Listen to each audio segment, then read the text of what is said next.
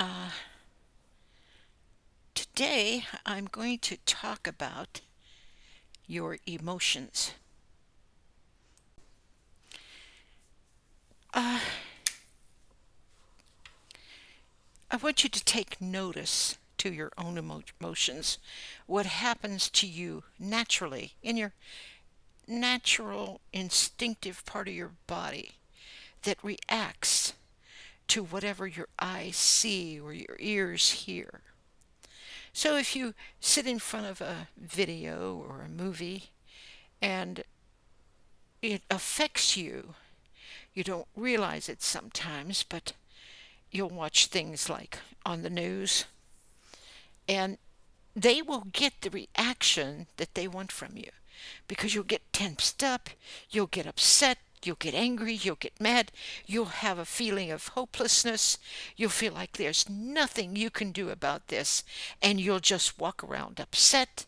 And if you're used to just giving way to your emotions and your feelings, if somebody walks in, or somebody like your husband or your daughter or your son, whoever it is, walks in, and you're in that condition, you're right there, and you don't have the patience, you don't have the ability to really bring yourself down from that and think straight.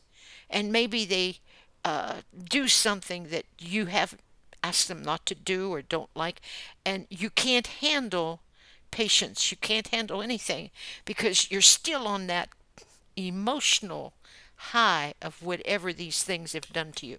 This is all designed. I'm telling you this so you'll understand. This is designed to get you emotionally upset. I've had other videos where I talked about strumming the chords of emotion. There are people, like they keep on showing on some of the videos, that one woman, young woman, that screamed at the top of her lungs when she found out that Hillary lost. That was a very emotionally ill person because nobody goes that crazy over anything unless they have gotten themselves all stirred up and emotionally where they could not bear reality. Actually, they had to face reality. She lost. But this particular person was so wrapped up in her emotions. When you're wrapped up in your emotions, you have to understand there are people on this earth who are actually emotionally ill, and you have to discover if you're one of them. Because to be emotionally ill, which I was 50 some years ago, you don't really realize that it's happened to you. You don't realize that you're not acting any longer on your thoughts and your understanding, but you're acting on feelings and you're acting on your emotions. And I told you there's some of you that climb ride the roller coaster of emotions. Things go well, you're there, you are, you're up on a high, and wow, it feels good. And then the moment something happens that isn't according to what you desire or what you thought it was, and boom, there you are, down to the ground. I mean, these people that go high and low and high and low are riding a roller coaster of life. And they have allowed themselves to be emotionally controlled of circumstances, situations, of of anything. You can you can get up in the morning, you can feel great physically, you can everything is going just right, you had a good night's sleep, you're going to do something today that you're looking forward to, and it's great, and then boom, you hear something or you see something, and suddenly this high that you have is boom down. And that's because you have allowed yourself to be controlled by your emotions. And you have allowed yourself, and you get this way, believe it or not, you get this way sometimes, I will say, from watching too many things that don't mean anything. Uh, you know, You watch a movie and your emotions are all stirred up. Your emotions, some people get so involved in it, they live through those actors, they live through that circumstance. It's like they're right there living it. And that's why I've said before that if you watch two people in bed sleeping in a movie and you think, oh, that's just harmless. No, you've got a third person. You've got a threesome going on there because your emotions, you're emotionally tied to them. And when you think you've dumped it, you've walked away from it, the emotions of all of those things are still there in you because you opened up the door to them. And it's a way of making you sick with your emotions because that is a sin and you're claiming to be a Christian. You're claiming to have, so now you have two problems. You have what you have lied to yourself and told yourself you're a Christian. Then you lie to yourself and tell yourself that's harmless. It doesn't bother you a bit. You can engage in that and it's going to be okay. And people don't realize it's one of the first steps to soft porn is one of the first steps to pornography. And that's why a lot of people get sunk into it. They start fantasizing and they start thinking and they start looking at another woman's husband or another man's wife, and they start fantasizing in their mind, oh, it would be so wonderful if I had that person with me, and oh, I just love to watch them. And you haven't you'll tell people, oh, I just love that actor or I love that actress and I just love to watch them, and really you have let them enter here and here and take up residence, actually take up residence in your imagination. And that's why God calls the imagination of the heart continually evil. So as that imagination sits in that heart, when things happen in your life, you don't even know it, but in the back of your mind, there you are reacting with the same emotions that you reacted in that movie. They know they're doing this to you. They planned this. The news media knows they're doing this to your emotions. They plan it. They literally they literally study.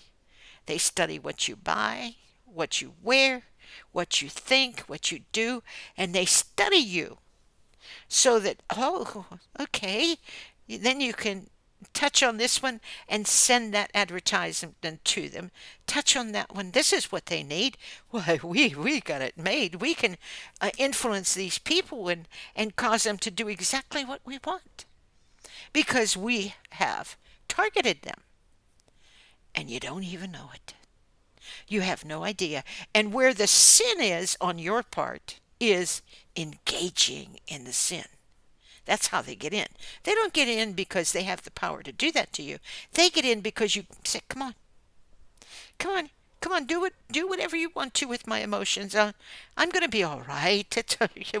Who am I harming? It doesn't mean anything. Okay." So I looked with my eyes. That means nothing. You know, that's why a lot of times they have pop-ups. They used to. I don't know if they still do it, but they even used to do it on Facebook quite often. I got off of Facebook a long time ago.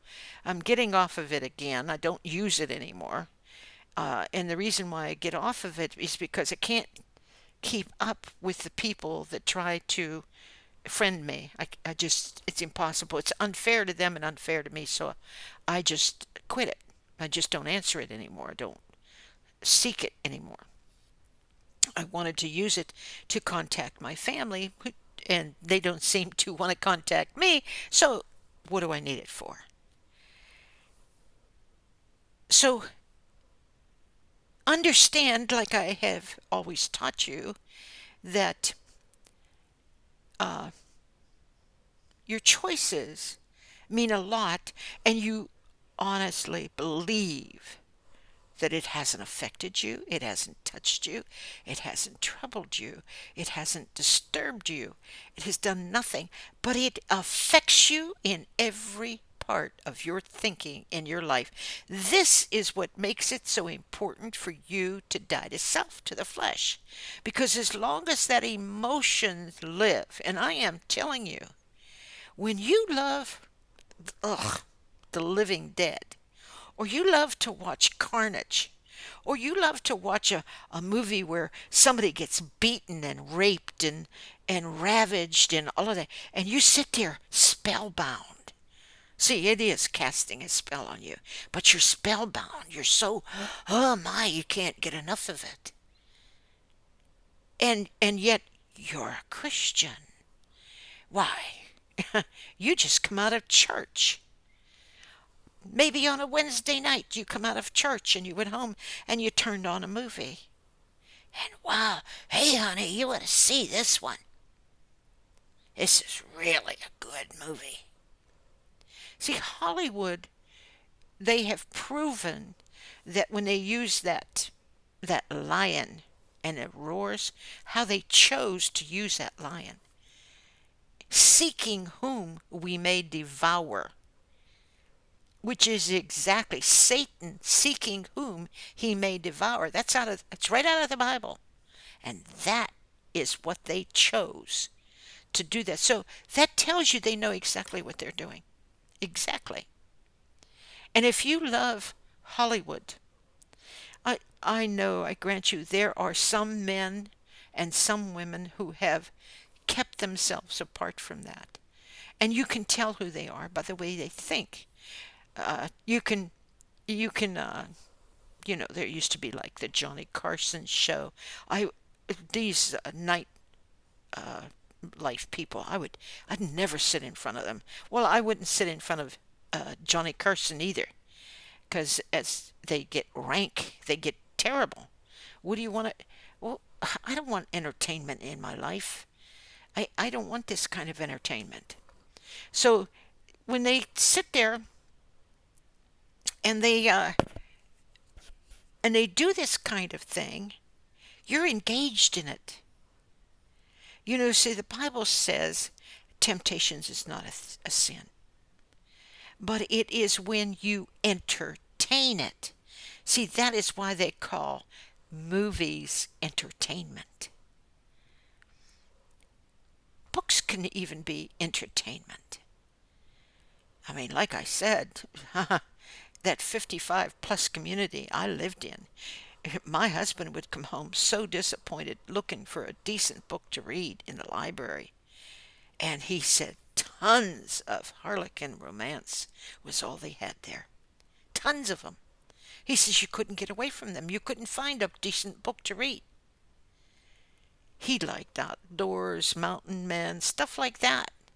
And he couldn't find them nowhere in that 55 plus community. And I assure you, I believe with all my heart those books are designed for women. Because when you have men that have gone out and in a 55 plus community and tell you, hey, these old women are like smorgasbord. I can have anyone I want. Oh, that is horrible. You have things like the Golden Girls.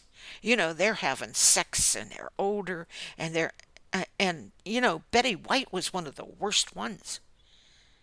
One of the foulest people are people that are old and do these things. That's foul. They've had a foul spirit. And you think nothing of it. Oh, they're so cute. Listen to them laugh. Look at the funnies. Just like your little babies when they start swearing like you do and they start doing some rotten things and hollering at you. Oh, look at them. They're so cute. They're so funny.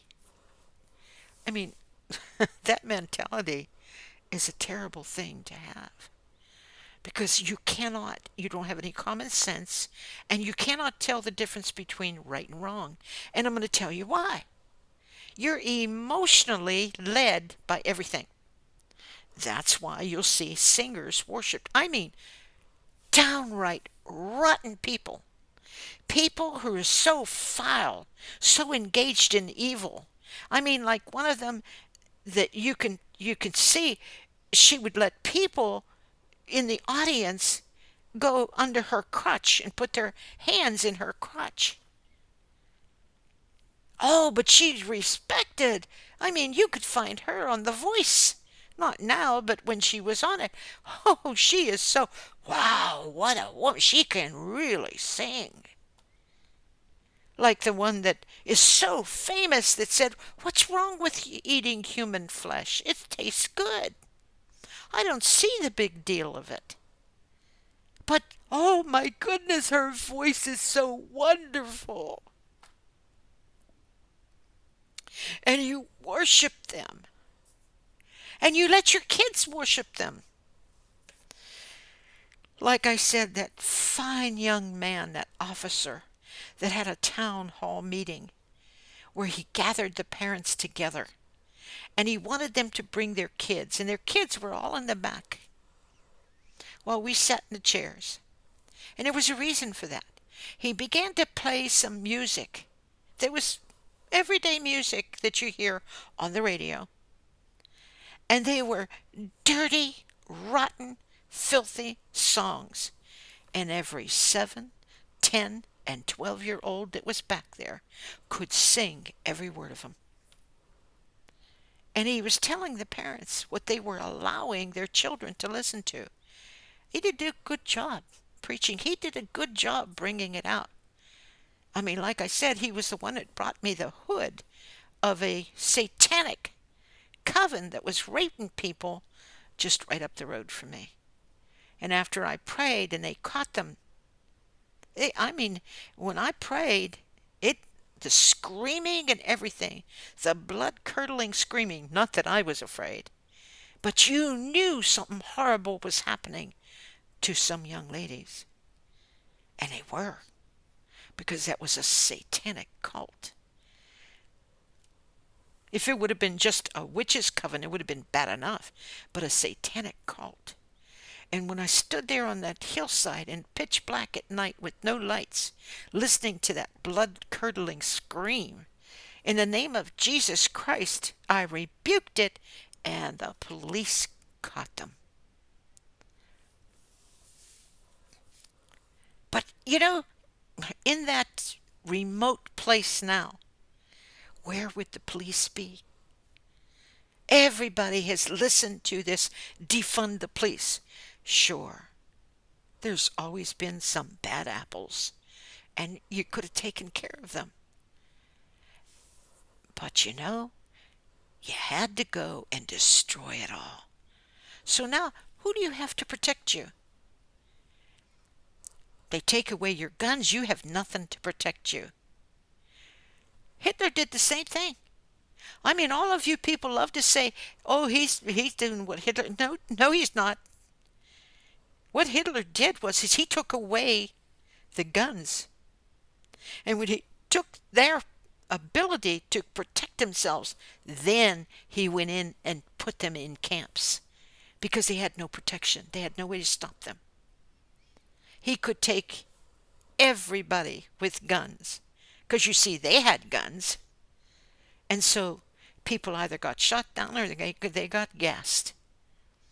Some of you denied that ever even happened, but I prefer to go by the things that God showed me before I ever hear about them anywhere. God will come to me and reveal to me, "Hey, this is going on over here. This is going on. Pray. This is going on over there. This is what's happening over here. Pray." And sure enough, I will see my prayers answered just like I did with that satanic cult. Oh, you can pray against me till doomsday, but I'll tell you, some of those Hollywood people, this Hispanic woman, she is just, she used to go with the cutest and handsomest guy, and they were a couple, and everybody loved her, but you can see her on video saying, "Come on, you Satanists, let's get busy and pray against so-and-so." And that didn't bother you a bit. That didn't even put a blip in anything that you were thinking or doing. You just went on, watched whatever you think is good. It's all exciting. Oh, I would love to meet one of them. I'd love to stand in their presence. You stand in the presence of a demon, you go right ahead. But you're a Christian. So, but, well, I gave all of that up. But when nobody knows it, I do watch some stuff. And when I watch that stuff, oh, I'm telling you, it's like I'm going through it. So the emotions, I'm all cringed. Oh, I love to watch the devil's people just have so much carnage and so much. Oh, I would love to watch those women get raped and beaten. Why? Why? Hasn't it ever occurred to you there's something wrong with you? Hasn't it ever occurred to you that people that do this, and I've said this before and I'll say it again, when you see a child, of course, so it might not be true now because they take 5-year-old children and mutilate them and teach them about genderism. But when you see a child that's thinking about sex, they're so innocent. It comes through the generations. A child will never do that by itself. It has to have an adult to tell them, teach them, and expose them to it. Every child, I don't care who it is, because the child is innocent. And if it comes in the generations, they get these tendencies and these thoughts, and nobody knows where they came from. Well, they came from the generations, and you don't even bother to find out from God how to break them. You just accept them that that's who they are. That's what they're going to be. And do you get taught anywhere from anybody who claims to be a Christian how to overcome that stuff? How to handle it? How to help others? Do you? Do you really? I don't know. I'm not you. I'm not you at all. But I will tell you, when you sit on the edge of your seat and you watch a terrible horror movie, and you watch and enjoy it, and you're sitting there, everything in you is like this. Oh, oh, oh, oh. Well, that was harmless. I mean, that was so enjoyable. I just enjoyed that so much. Then you watch the next one, and you do the same thing for a different reason. And then you watch the next one, and you really start searching them out because you really like that kind. Because I love what it does to my body. I enjoy it. Well, time comes. You can't control your body anymore. Oh, it manifests in different ways, but you lost control because you gave it up. Just like your emotions, you can't control them anymore. You fly off the handle like that. You get angry at anybody, anytime, anywhere, for nothing. Because you fed it and fed it and fed it, and you won't die to self to get rid of it. So what do you do with it when you go to church? You hide it. And you pretend. Time comes to take communion. Oh, take 2 minutes and just take a couple minutes here and just make sure that you're worthy. And you don't want to admit that you're not worthy. You even know it because you're before God. You know it. But you don't want nobody else to see it, so you'll take it unworthily. You'll say, well, it ain't going to hurt nothing. God will take care of me. Sure he will. Why, you can just continue to go against his word in everything. And he is never going to hold you accountable. Somewhere along the line in this life, you have learned you will never be held accountable. Hoo, hoo, hoo. You wouldn't be in your shoes. It is a fearful thing to fall into the hands of the living God. You know, the prophets in the old days used to tell the truth. And the kings would say, I want him to prophesy something good for me, something good. Give me a good word. Well, if you didn't deserve a good word, and if you've been living like a demon out of hell, you need you need reprove and exhort with all long suffering. That's what you need. And what I say by long suffering is there's rejection after rejection after rejection when you tell the truth. Jesus died from rejection. He came unto his own, and his own knew him not. He came among his own people, and nobody recognized how powerful the Word of God was in him. And they were envious and jealous of him and wanted no parts of him. They made up ways why he's coming. They took the truth and they twisted it to make it look like a lie. How dare you say you are the Son of God? If anybody's the Son of God, it's me. How dare you tell me that you know God and that God talks to you? Because if God's going to speak to anybody, he's going to speak to me. Oh, you don't even see the difference. I'm not laughing at anybody, but God is laughing. He mocks you the way you mock him. Because you see, when you do these things, you're mocking him. You're making fun out of him. You're thumbing your nose at him. You're sticking out your tongue. And then you're bending all the way down to worship somebody. And you're telling God to kiss your butt. Because you're not changing a bit. Have at it. I said it before, and I will say it again. Life goes like this. You're going to go all the way around, full circle. And you're going to wind up exactly where you began. Only you will have all of this that you have to answer for. Here is your beginning, and here is your end. And as sure as you're born, you're going to end. Whether you leave this earth the way Enoch did, or you leave this earth through death, whichever way comes, you have a whole life that you could change it at any time. For God, through that whole life, has been talking to you and saying, don't go there. Don't do that. Please don't hurt me like that. Don't do that. And just knocking on your door. The door to your heart. Don't do that to my son. Oh, please don't do that to my son.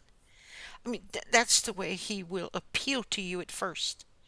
But after you have done everything to prove to him that you don't want him, he says, I will not always strive with man.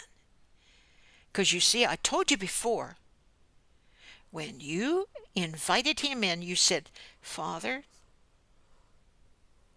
you said, Jesus, I ask you to come into my heart.